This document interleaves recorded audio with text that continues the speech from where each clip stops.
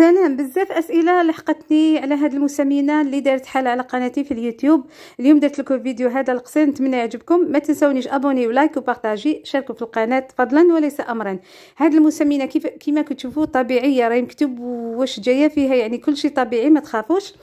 المسمينه هذه عباره يعني الداخل يجي فيها كيس بلاستيكي ورقي ابيض بالخضر، راح تشوفوا بعد لحظات. وهاد المسمينات تتكل يعني ناكلوها مع الياغورت ولا في العصير ولا في السلطه. المهم قبل الاكل وليس بعده. كي وقتاش تسماني انت اللي راكي تطرحي السؤال بزاف، تسماني حسب الكوغ تاعك، يعني تقدري تبدا تبان النتيجه في الاسبوع الثالث ولا في الاسبوع الرابع ولا شهر ونصف، كل وحده والكوغ تاعها. البنات ما تقلقوش برك، هذه المسمينه طبيعيه صدقوني، وراهي طلعت يعني ما شاء الله على القناه تاعي، في القناه تاعي اليوتيوب كل شيء فيها طبيعي. وهذه احسن مسمينه من حيث انك تسماني، يعني ما شاء الله. نتلاقاو فيديوهات اخرى، ما تنسونيش البنات ابوني ولايك وبارطاجي.